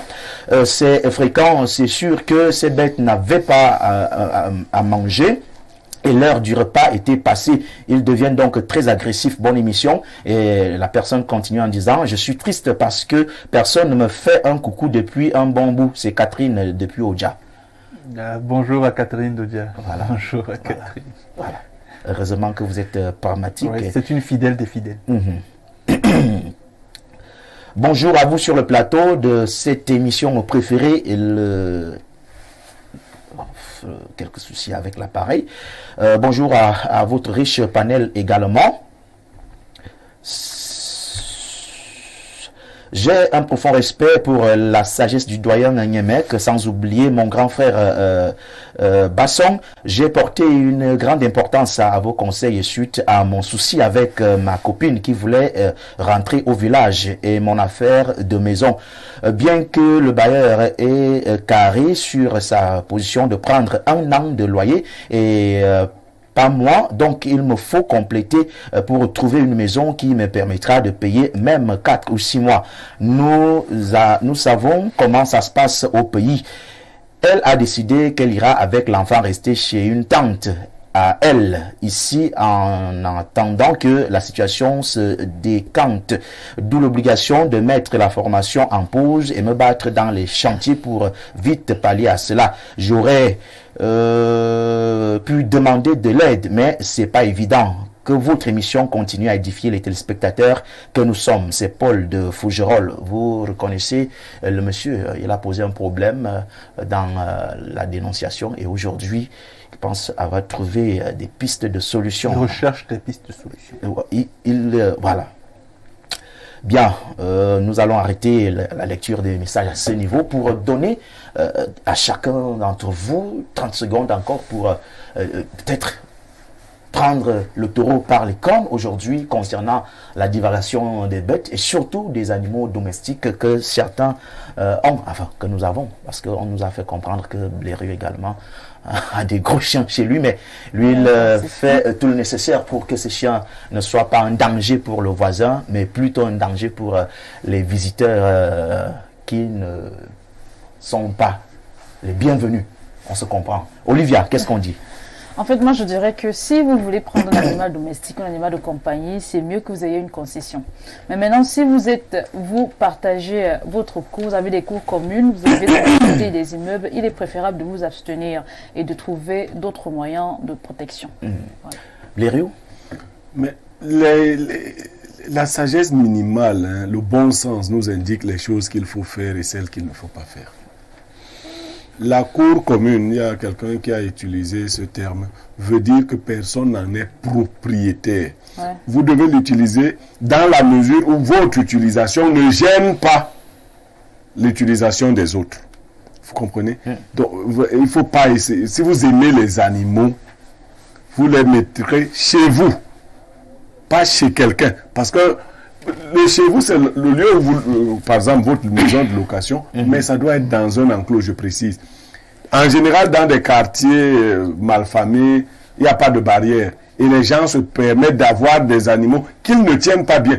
Il y a un minimum. Vous pouvez avoir ce que nous appelons une cage, mais une cage bien tenue pour votre chien. Et il doit rester là-bas. Au niveau des nuisances sonores, je vous assure, un chien qui est mal alimenté, il aboie à temps et à contre-temps. Ouais. Donc il n'aboie pas pour chasser les voleurs, il aboie aussi pour signaler qu'il a faim. Donc, voilà. Et s'il aboie pour dire qu'il a faim, ça dérange les autres. Il ne doit pas aboire. Et puis, quand on aboie pour chasser les voleurs, c'est différent. Mais on aboie pour se plaindre de famine, c'est encore différent. Ouais, c'est ennuyeux. Les gens dorment, il y a un truc qui caille. Non. Un chien même qui chasse l'ennemi n'aboie pas comme ça. C'est du lourd. Voilà, c'est pas les. Donc il faut vraiment que chacun sache se tenir. Merci. Laurent? Oui, moi je voudrais interpeller les pouvoirs publics, tout simplement pour dire que il y a beaucoup de richesses en divagation. Lorsque les populations se plaignent des bêtes qui divaguent ça et là, qu'il y ait des commissions, je ne sais pas s'il y a un ministère responsable de cette situation. Sinon, docteur Laurent, je voudrais bien comprendre que ceci peut être très appuyé quand on parle de ceux qui restent en ville. Vous avez pris le cas du village, mais quand on est africain, on sait quand même aussi que ces bêtes sont importantes. Vous avez signifié le cas des chèvres, des cochons qui se promènent partout, mais c'était ça la richesse. Non, même si nous sommes en ville, Niamey le disait tout à l'heure, il faut sécuriser ces bêtes. Il faut les sécuriser. Si on arrive à les sécuriser, alors ça devient la propriété de tout le monde. Donc, il n'y a pas que dans les villages. Moi, je pense partout en ville, on voit des poulets qui se promènent ça et là, des chiens, même des chiens même malades. On les voit partout. Moi, je pense que pour ce qui est des bêtes qui divaguent, là, parce que même des chiens qui divaguent et tout ça, c'est des biens publics. Et quand c'est public, que les ministères en charge de la récupération de ces bêtes fassent le travail. Et puis, au lieu de restituer aux propriétaires au moment venu, enfin, ça peut se produire une fois, mais s'il y a récidive, mais il y a des affaires sociales, il y a des enfants dans les orphelinats qui ont faim, pas seulement les orphelinats, il y a beaucoup de pauvres dans ce pays qu'on peut redistribuer ces bêtes-là. Lorsqu'on laisse divaguer des bêtes, ça veut dire qu'on en a assez et qu'on veut de l'aide. Oui, Bernardo, il y a un téléspectateur qui nous a parlé justement, peut-être le cas des poules qui sortent de l'enclos, et même des chèvres qui partent dévorer toutes les semences. Et il s'interroge, il s'inquiète même pour ce qui est des vivres qui sortent d'un quartier de Yaoundé, qui forcément ne seront pas au rendez-vous parce que c'est le cas là-bas. Divagation totale et même exagérée des bêtes en pleine ville. Oui, forcément, il y a une distinction entre le village et la ville. Parce que la ville, en principe, est le lieu dans lequel on doit planifier avant d'avoir à disposition certaines choses. On appelle ça l'urbanisation en général, c'est-à-dire les voies d'accès, les maisons, etc. Et donc, une fois qu'on a planifié avant, on sait si on peut avoir ou pas des animaux. Parce qu'au village, il y a peu de soucis. Au village, si ta chèvre, ton mouton ou ton cheval vient saboter ma plantation, on met doucement un poison ou on met doucement un piège qui attrape l'animal et puis on passe à autre chose dans certains villages. Même si c'est pas bien. Mais des fois, il y en a qui le font. Oui. Pourtant, en ville, c'est plus compliqué parce que déjà, les conséquences sont relativement grave parce qu'au village, parfois, quelqu'un investit pour son champ, etc. et il finit par tout perdre. En ville, également, il y a des conséquences qui sont assez graves. Des enfants comme ceux-là sont décédés. Pour moi, le problème, il est simple. Que les pouvoirs publics prennent leurs responsabilités, que les propriétaires d'animaux se rassure davantage, te laisse sécuriser. Sinon, ces animaux qui dévient, on va les manger, tout simplement. Soit on les tue, soit on les mange. Parce que celui qui tue, on doit le tuer. Voilà. Si tu tues, on te tue. Donc si ton chien tue mon enfant, le chien là, si je ne le tue pas, je vais l'arrêter, le donner, on va le tuer, on va le manger. C'est simple. Merci. Bonjour à vous sur le plateau. En ce qui concerne la dénonciation de Bernardo ce matin, ceci est monnaie courante dans les quartiers résidentiels ici à Douala. Trop de dégâts sur des enfants, mais depuis qu'il existe des clubs bouillons de chiens, ce phénomène diminue peu à peu. Mais en dehors de cela, un autre phénomène ajouté, ce sont des propriétaires de chiens qui ont des barrières d'à peine 1,5 mètre avec des chiens de 2 mètres à l'intérieur. Faisons juste attention. C'est Wilfried Takam qui nous écrit depuis Douala. Il nous rappelle qu'il y a des coins bien bouillon de chien. Bien, merci à vous, très cher Tekam, d'avoir pensé à nous depuis Douala. On va prendre cette autre réaction. Bonjour à vous, Monsieur Fangono, et ainsi qu'à votre riche panel. Le message qui peine à s'ouvrir.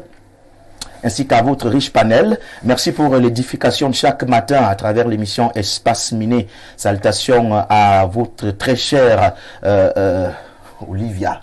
Vous faites la beauté du plateau. Et c'est tout le monde qui veut vous passer un coucou. Merci pour votre présence, mesdames et messieurs, derrière vos petits et gros écrans. Nous continuons notre route juste après cette petite virgule.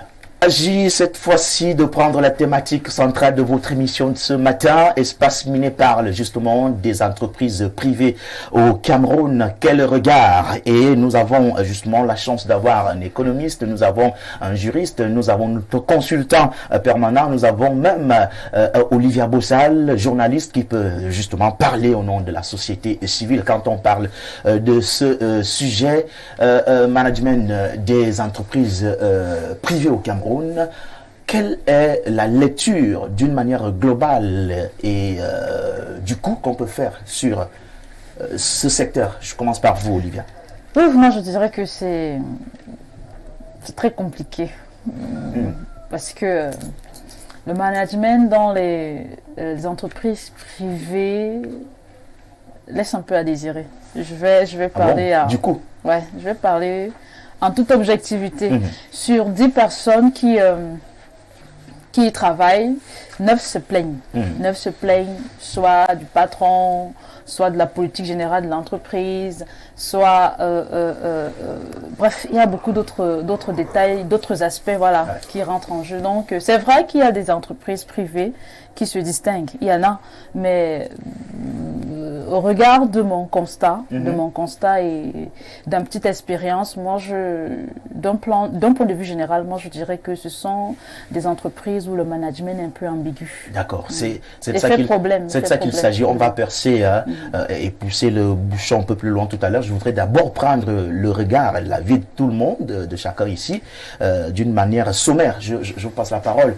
Vous, pour Olivia, elle dit du coup, ça laisse à désirer le management des entreprises privées au Cameroun. Elle a même énuméré quelques aspects qui font à ce qu'elle colle cette qualification à ce secteur. Votre avis sur le sujet?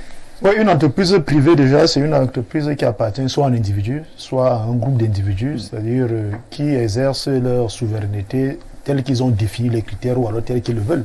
Donc pour ce qui est des entreprises privées individuelles, le manager gère son entreprise, généralement il se confond au directeur, au propriétaire, donc tout cela sous la même casquette. En ce moment il se retrouve comme étant vraiment dans sa propriété. Il fait de ça ce qu'il veut, c'est comme il entend, parfois au mépris et au détriment des règles d'administration qui existent partout.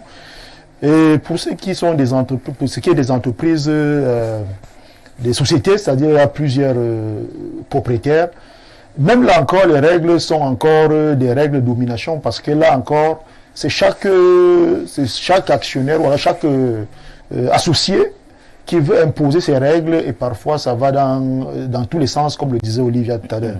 Donc le management en ce moment n'a rien à voir avec les règles connues de l'administration des entreprises dans le cadre des entreprises privées au Cameroun. Mais il faut reconnaître quand même que pour ce qui est du privé, il y a parfois un peu d'optimisme, un peu de recherche de gains qui amène à ce que ce soit un peu plus sérieux que dans le cadre des entreprises publiques. On parle là de certains qui se mêlent les pédales parce qu'ils se confondent en propriétaire et directeur. C'est lui qui est au service de tout et pour tout. Et puis, ça va jusqu'à peut-être épouser la vie d'Olivia aussi. Ça, c'est dans la globalité de ce que disait Laurent. Mais pour Olivia, elle a dit du coup que ça laisse à désirer. Bon, les entreprises sont de plusieurs catégories. Bien évidemment. Il y a des entreprises pour lesquelles le promoteur principal peut encore avoir la même mise.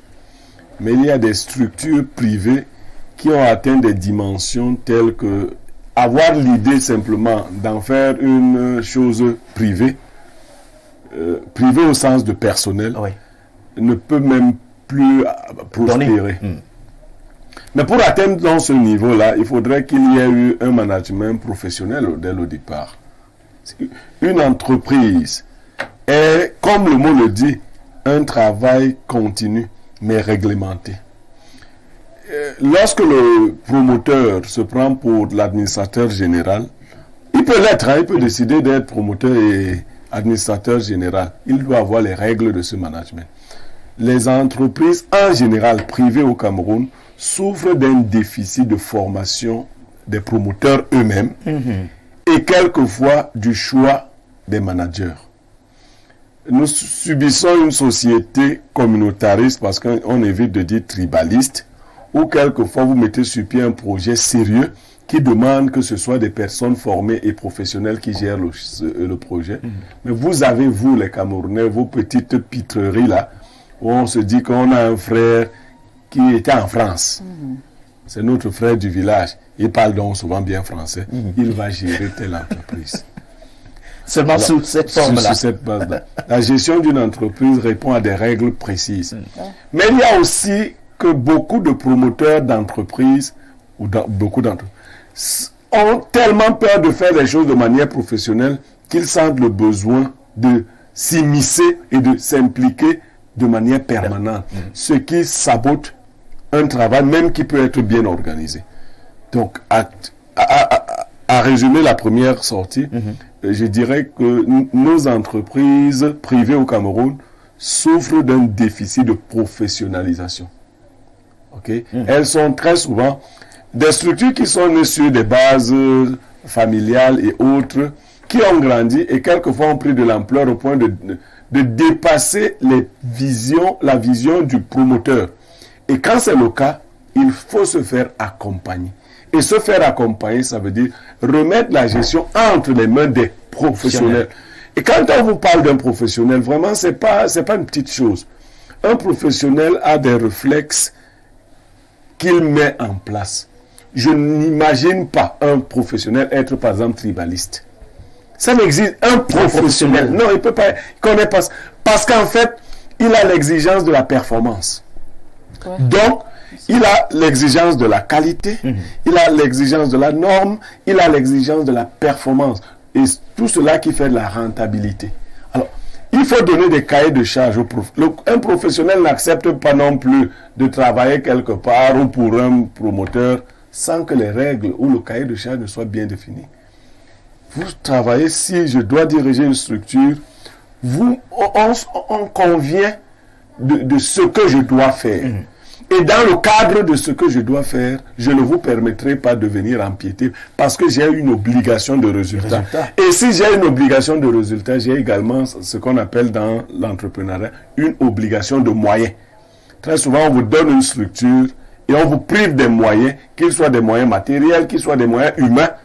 Parce que si vous me dites que c'est vous qui allez me recruter les gens dans une entreprise sérieuse, vous le promoteur, sur la base par exemple de votre communautarisme, vous allez m'envoyer des gens qui vont me retarder le travail.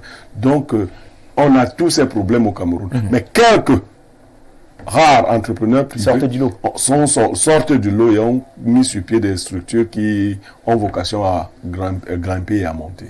Ah oui. Bernardo, quand on a justement ces trois lectures, qu'est-ce qu'on peut ajouter, qu'est-ce qu'on peut enlever concernant le management des entreprises privées au Cameroun? Une entreprise privée à mon sens, c'est un organisme. À l'intérieur, il y a des organes. Dans les organes, il y a des tissus. Dans des tissus, il y a des cellules. On va jusqu'à l'idée de base.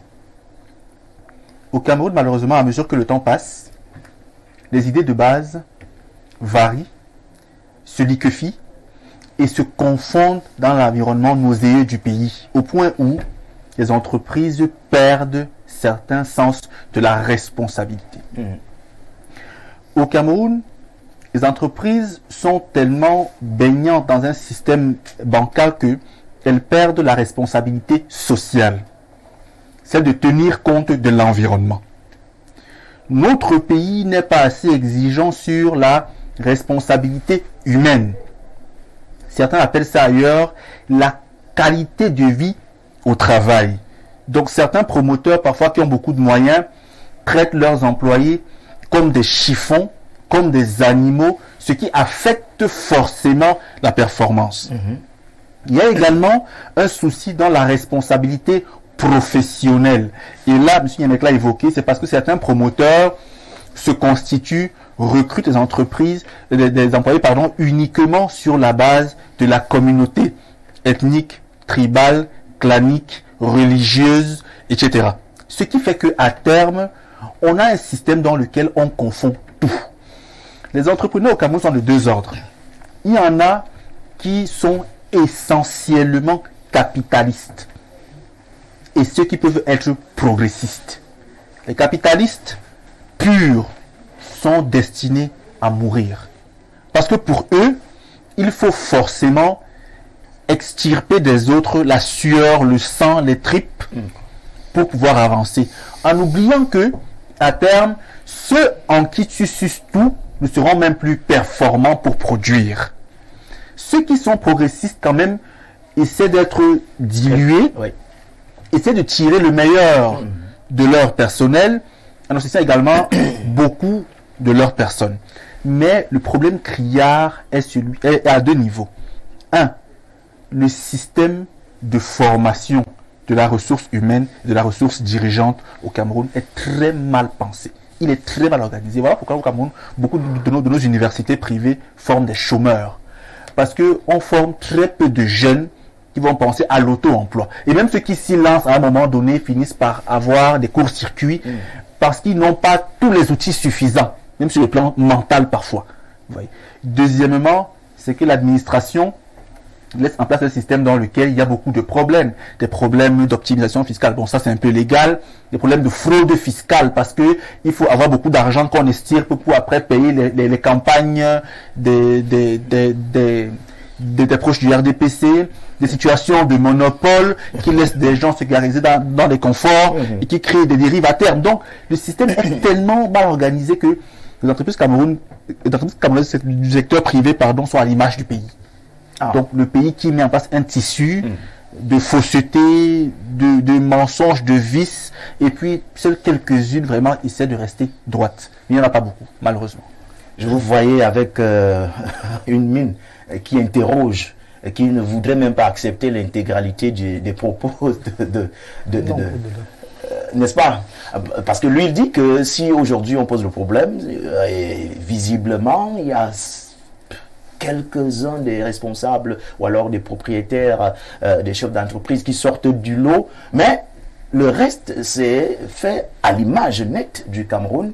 Et voilà pourquoi nous avons ce balbutiement et qu'aujourd'hui on peut se dire, comme l'a déclaré du coup Olivia, que c'est à désirer, ça laisse à désirer. Non, le Cameroun n'est pas un pays particulier, même si c'est une curiosité particulière. C'est-à-dire que on a tendance à vouloir croire que le Cameroun, c'est le Cameroun, mais en réalité, le Cameroun, c'est le Cameroun. Donc, quand on parle de manager une entreprise, c'est tout simplement gérer, c'est contrôler, c'est organiser, c'est planifier.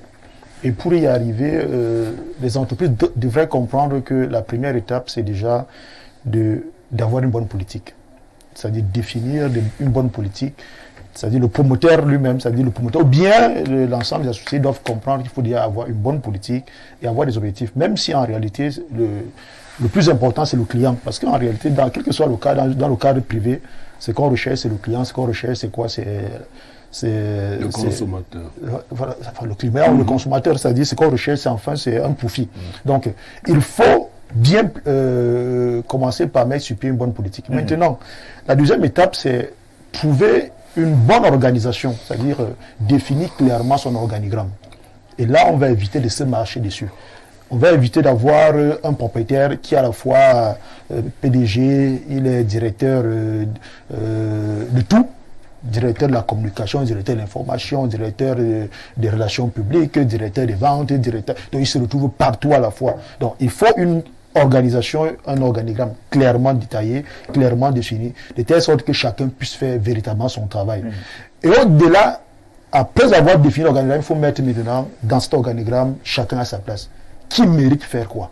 Parce qu'il ne s'agit pas de dire que bon, parce que tu mets généralement de très belles vestes, toi tu seras directeur de tel, ou alors tu seras chef de tel. Non, il ne s'agit pas de ça. Il ne s'agit pas de dire que comme c'est mon frère du village, alors... il était en France, il sait très bien parler français. Non, non, ce n'est pas de ça qu'il est question. Savoir mettre la personne qu'il faut, là où il faut.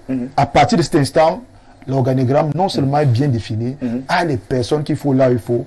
Et c'est là même le début de toute chose pour la compétitivité de l'entreprise. Maintenant, lorsqu'on arrive au niveau des activités, là c'est essentiel.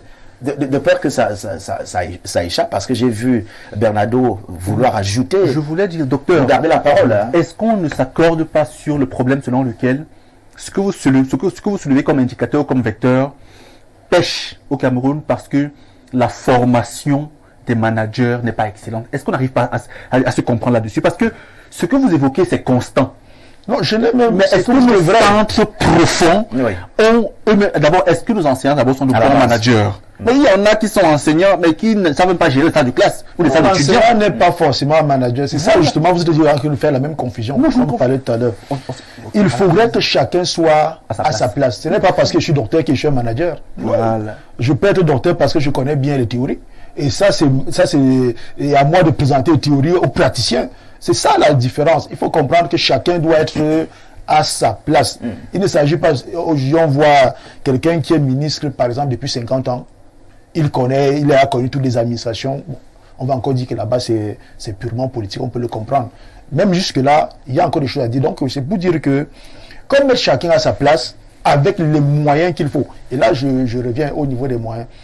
Généralement, on vous donne un cahier de charges, on ne vous donne pas les moyens suffisants. Et après, on vous fait des reproches de ne pas produire le résultat. Et c'est ça qui n'est pas bon. Donc, il faudrait que chacun crée une entreprise à sa taille, à sa dimension, avec les personnes qu'il faut nécessairement, avec les personnes capables d'aller rechercher le résultat attendu, et surtout, faire confiance à ces personnes. Je dis surtout, faire confiance. Parce que la confiance est très déterminante dans le cadre de la création, ou même dans le cadre de la survie d'une entreprise. S'il n'y a pas de confiance, véritablement, tout recommence au point de départ. Oui. À ce niveau-là, Blériot, je semble voir, au fond, un seul caillou qui dérange la chaussure, c'est celui de la professionnalisation. Partant du manager et de tout le corps qui doit justement faire vivre l'entreprise en question. Si on doit s'en tenir à cela, je pense que ce n'est qu'à ce niveau que le véritable problème commence. La professionnalisation fait du bien à l'entreprise et à tout le monde. Ouais. Malheureusement, on a deux types de boîtes. On appelle aussi les entreprises des boîtes au Cameroun. On a les succursales ou les filiales des multinationales qui sont installées au Cameroun. En général, ces multinationales fonctionnent dans les pays relativement à la législation ou à la permissivité que ces multinationales trouvent chez vous. Je veux vous dire qu'une entreprise sérieuse ailleurs peut venir chez vous et ne pas faire les choses avec sérieux, ne pas traiter son personnel avec sérieux, parce que votre environnement de travail permet qu'on travaille. J'ai voyagé, je vous le disais, pendant le week-end. Nous avons de grosses entreprises dans ce pays qui font dans l'esclavage des employés. C'est ce que j'essayais de dire. C'est-à-dire que c'est la loi, non seulement la loi, mais également, quand je parle de l'environnement, nous ne cachons pas le visage. Les Camerounais sont extrêmement corrompus, de sorte que ceux qui font les descentes sur le terrain pour voir la qualité de vie au travail dans les entreprises, vont plutôt dans les bureaux des directeurs prendre des enveloppes et se foutent pas mal de la situation. Maintenant, au niveau des entreprises tenues par les Camerounais, celles dont nous avons semblé parler le plus, je vous assure qu'on a permis à certains Camerounais d'avoir des entreprises pour régler des faux problèmes que l'État ne voulait pas régler. Si vous voulez professionnaliser certaines entreprises, vous tuez le promoteur parce qu'on va l'assassiner au village. Quelqu'un vous assure. Il a ramassé ses frères, il a rempli dans la chose. Aucun de ses frères ne sait rien faire. Donc, s'il confie ça à un manager professionnel qui doit prendre en compte cette exigence communautariste, vous voyez qu'il lui sera difficile. Je suis arrivé dans une entreprise un jour et pendant que j'essayais de remettre des choses en place, un groupe de vieillards, entre guillemets, impotents, inutiles, a fait une réunion pour me dire qu'ils étaient là, eux, quand on construisait le bâtiment. Je leur ai dit que quand on construisait le bâtiment, c'était les travaux de génie civil et de maçonnerie. Le bâtiment étant construit déjà, ce qu'on fait à l'intérieur du bâtiment, ce n'est pas la maçonnerie. Donc, si vous avez porté les sacs de ciment, si vous avez porté l'eau, ça c'était bon. Et comme le promoteur avait encore une autre entreprise qui faisait dans ça, je leur ai suggéré d'aller dans cette autre entreprise qui allait leur rappeler leur passé. Et là-bas, ils seront utiles. Ils seront utiles à quelque chose. Alors, sérieusement, vous ne pouvez pas... Peu de personnes professionnelles créent beaucoup plus de richesses que le grand nombre. On trouve que c'est dur. Que le grand nombre inutile. Vous avez des entreprises dont la taille réelle devrait leur permettre, par exemple, d'avoir 15 personnels professionnels. Mais vous trouverez que dans cette entreprise, il y a 120 personnes. Et qui ne produisent pas. Parce qu'elles ne produisent pas, elles poussent l'entreprise à la banqueroute. Parce qu'elle va tomber. Et on est tous perdants. Alors, honnêtement, logiquement, quand vous voulez mettre sur pied une entreprise, vous devez savoir que ce n'est pas un établissement de charité. Non. Vous pouvez faire les dons à l'église, vous pouvez aller donner les choses aux gens de votre village quand vous avez produit de la richesse. Mais ne ramassez pas les gens sur la base de l'appartenance ethnique et villageoise pour venir faire plomber des entreprises. Parce que ceux qui viennent quelquefois, les quelques professionnels qui s'associent à votre projet, eux, ils ont un profil de carrière qu'ils veulent gérer. Alors, quand ils se rendent compte que cette affaire villageoise va tomber, quand ils sont prudents, ils se retirent à temps. Donc, il nous faut aller vers ça. La professionnalité. Votre entreprise, c'est un peu comme les ministères. On nomme quelqu'un, il fait venir tous les villageois, les cueilleurs de vin de palme, les chasseurs de rats de son village. Il les fait venir au ministère et il veut leur confier des missions. Il débauche les frères qui sont dans d'autres ministères qui n'ont pas les capacités requises. Ça plombe le travail. Un peu de levain fait lever toute la pâte. Vaudrait mieux réfléchir comme les Japonais. Les Japonais disent, même si on est peu de personnes à travailler et qu'on est des gens intelligents et suffisamment inventifs, nous produisons suffisamment de richesses pour la grande masse. Pourtant, si vous donnez à la grande masse, qui est très souvent difforme, la charge de produire, elle va plutôt absorber et ce qui va plomber l'entreprise. D'accord. Olivia, à ce niveau-là, on a le choix des éléments qu'on doit employer pour la survie de l'entreprise, mais on a également cette politique qui voudrait d'abord qu'on soit quand même à même de savoir faire la part des choses et éviter de mêler justement les pédales, comme disait tantôt le docteur Calvin. Et là, c'est un regard profond qui nous amène à comprendre que nous sommes assez loin d'avoir un pourcentage élevé des entreprises qui sortent du lot, comme le spécifiait tout à l'heure. Oui, mais c'est vrai, c'est vrai. C'est pourquoi je disais à l'entame de mon propos qu'il y a des entreprises qui se distinguent, mais sur un échiquier, les mauvaises entreprises dominent le plus. Ouais. On a ce problème. Moi, je ne vais pas essayer de généraliser, c'est-à-dire de dire le Cameroun. Ce n'est pas un problème du Cameroun, c'est un problème du chef d'entreprise. On a des chefs d'entreprise qui mettent sur pied des structures, mais eux-mêmes luttent ou alors militent pour juste ce qu'on appelle, je vais dire quoi, la contre-évolution de leurs propres entreprises. Je m'explique. Vous avez un monsieur qui a créé une entreprise. Il a pris 10, 15, 20 personnes. Et maintenant, au lieu de mettre des outils qui vont accompagner le travail de son personnel, lui, il agit ici en bourreau. Et ça, c'est le problème phare qu'on a dans nos entreprises.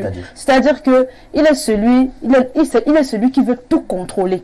C'est pourquoi quand le docteur parlait tout à l'heure, il parlait de l'organigramme et tout ça, moi, ça me faisait un peu rire. Parce que vous avez des structures qui respectent toute cette ossature, mais vous allez vous rendre compte de ce que le PDG, lui-même, veut être directeur général. Il veut être directeur des ressources humaines. Il veut être directeur de la communication. Il veut être etc. Pourtant, il y a un organigramme qu'il est censé respecter, mais il ne le respecte pas, Jean-Benoît Fangono. Et c'est ce problème que nous avons dans nos propres structures.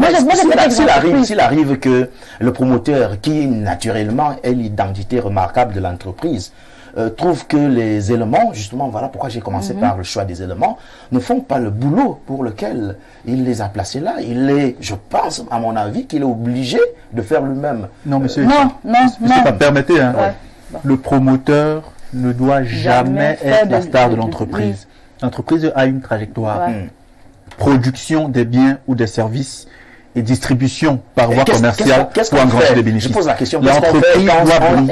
L'entreprise doit briller par la production des richesses qu'elle génère. Quand il constate qu'il n'y a pas le résultat, il écarte l'équipe et il la remplace. Et il faut voir comment est-ce qu'il recrute ceux qui doivent donner les résultats. Parce que vous pouvez savoir avant si le manager va vous donner des résultats ou pas. On vous a parlé d'un cahier de charge. Vous n'attendez pas, je ne sais pas, 10 ans pour le savoir. Quand quelqu'un ne sait pas faire une chose, il y a des indicateurs qui montrent qu'il ne peut pas faire la chose. Il ne faut donc pas y mettre du sentimentalisme non plus. Vous le retirez, mais vous ne pouvez pas vous substituer à lui. D'accord. Voilà, merci pour votre réponse. Je disais donc tantôt que le promoteur doit être quelqu'un qui se détache de son entreprise. S'il remarque effectivement qu'il a des incompétents, la seule chose qu'il a à faire, c'est de les faire remplacer pour assurer la survie de l'entreprise. Ça, c'est un bon promoteur qui se veut être professionnel. Mais l'ironie du sort, c'est que au Cameroun, on a très peu de promoteurs professionnels. On a des personnes qui, c'est vrai, elles ont une idée, elles ont pensé une structure, elles ont pensé quelque chose qui a permis de donner du travail aux Camerounais. Sauf que sur le plan du management, sur le plan de l'accompagnement, sur le plan des outils, etc., ils se trouvent être eux-mêmes des incompétents. Vous avez un promoteur qui préfère recruter ses frères du village. Il préfère... C'est interdit? Non, c'est pas que c'est interdit.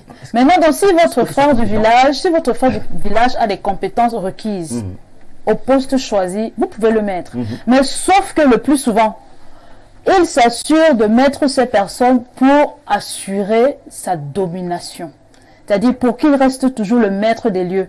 Ce n'est pas lui le maître. Monsieur Fangono. Non. Le maître des lieux, c'est pas dans le sens où... Le problème réside surtout, à mon sens, au-delà de la formation, dans l'esclavagisation sauvage du personnel. Ça, c'est mon avis à moi. C'est-à-dire, au Cameroun, il y a des personnes qui, même parfois maladroitement formées, s'auto-forment. Il y a des formations en ligne qu'on acquiert ailleurs et qui permettent aux gens de se former vraiment. Sauf que beaucoup d'employeurs sont tellement désordonnés que dès qu'ils ont l'impression que tel devient trop important pour l'entreprise parce qu'il est compétent et utile, on veut l'écarter. Donc beaucoup eux-mêmes s'auto-flagellent. Si quelqu'un est dans l'entreprise, est peut-être un sucre national comme Bernardo et peut être intelligent, il va estimer que non, les petites filles là peuvent aimer Bernardo, il va la battre. Si il y a un mec qui est brillant, on peut dire que non, lui, il aime trop dire la vérité.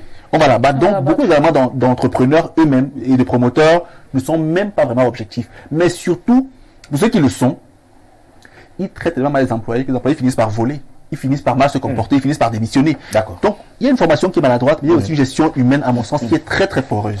Olivia n'avait pas déjà non plus. Je vais chuter. Oui, en quelques secondes, s'il vous plaît. Je vais chuter justement en disant que c'est pourquoi, quand je commençais à parler, j'ai dit que ce sont des bourreaux.